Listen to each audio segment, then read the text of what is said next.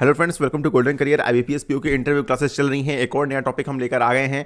अगर आपने interview classes अभी तक ज्वाइन नहीं की हुई हैं तो इंटरव्यू क्लासेस ज्वाइन कर लीजिए ताकि आप ये वीडियो जो है पूरी की पूरी देख पाएं। और अगर आपने इंटरव्यू क्लासेस ज्वाइन कर ली हैं तो अपना अकाउंट लॉगिन करके वीडियो देखिए, आपको ये इंट्रो पार्ट भी नहीं सुनना पड़ेगा, साथ ही आप जो है पूरी वीडियोस वहां पर देख पाएंगे। तो इंटरव्यू क्लासेस ज्वाइन करिए। वीडियो के डिस्क्रिप्शन बॉक्स में लिंक दिया हुआ है। 80 से ज़्यादा मार्क्स आप इजीली स्कोर कर पाएंगे। अगर रिव्यू देख रहे हैं और इंटरव्यू क्लास के तो यहाँ पॉज करके आप देख सकते हैं।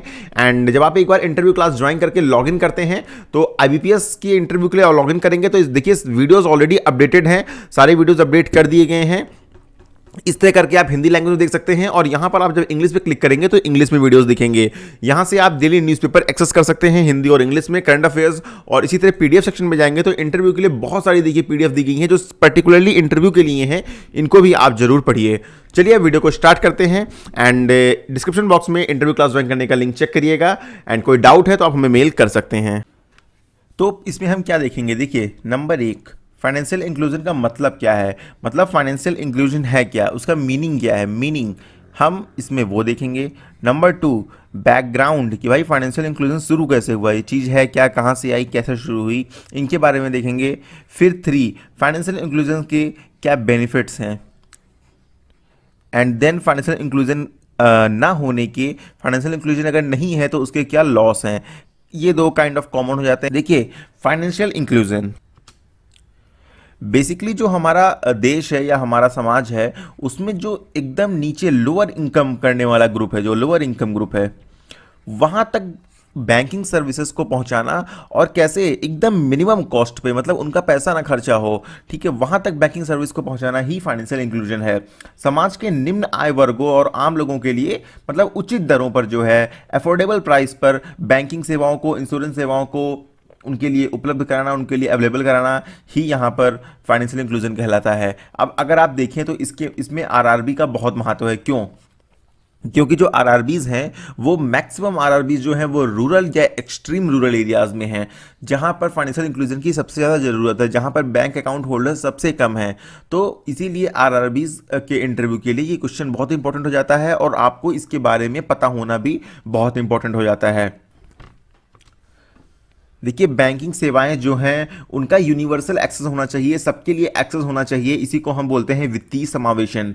हिंदी में वित्तीय समावेशन बोलते हैं, इंग्लिश में हम फाइनेंशियल इंक्लूजन बोलते हैं।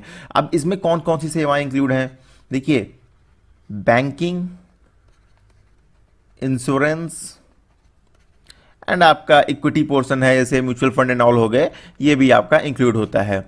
लेकिन अगर हम बात करें इसकी थोड़ा सा बैकग्राउंड की कि फाइनेंशियल इंक्लूजन जो है वो कब से स्टार्ट हुआ, कैसे स्टार्ट हुआ, तो बेसिकली 2003 में क्या हुआ, संयुक्त राष्ट्र संघ, यूनाइटेड नेशंस है, उसके जो सेक्रेटरी जनरल थे, आपने नाम भी सुना होगा बहुत ज़्यादा, कोफी अन्नान, उन्होंने क्या कहा, उन्होंने विश्व के सभी देशों से ये बोला कि जो गरीब लोग हैं उनको अफोर्डेबल प्राइस में जो है बैंकिंग सेवाएं जो है दी जाएं, उनको बैंकिंग सर्विसेज प्रोवाइड की जाएं। किसने बोला?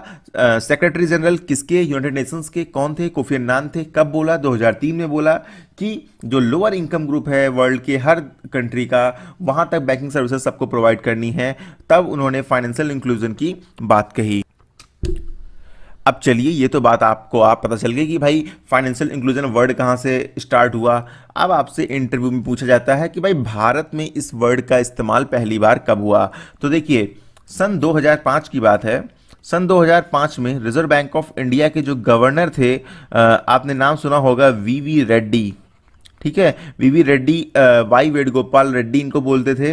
इन्होंने पहली बार फाइनेंशियल इंक्लूजन वर्ड का इस्तेमाल किया सन 2005 में। तो बेसिकली 2005 में इंडिया में पहली बार फाइनेंशियल इंक्लूजन वर्ड का इस्तेमाल हुआ।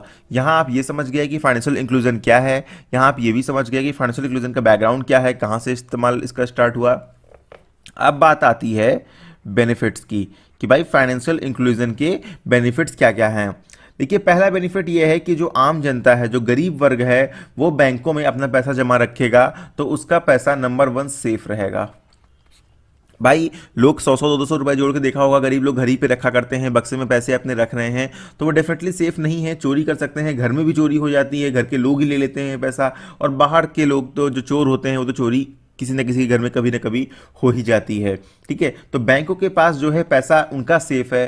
लेकिन इसी का एक पार्ट और है कि बैंक के पास ज़्यादा पैसा पहुंचेगा, और जब ज़्यादा पैसा पहुंचेगा तो बैंक क्या करेगी? देखिए, बैंक के पास जब ज़्यादा पैसा आएगा तो बैंक ज़्यादा लोन दे पाएगी। ज़्यादा बैंक लोन दे पाएगी तो जो और गरीब लोग हैं जिनको पैसे की ज़रूरत है उन तक पैसे पहुंच पाएंगे, और देश का जो इकोनॉमिक डेवलपमेंट है वो बहुत अच्छे से हो पाएगा।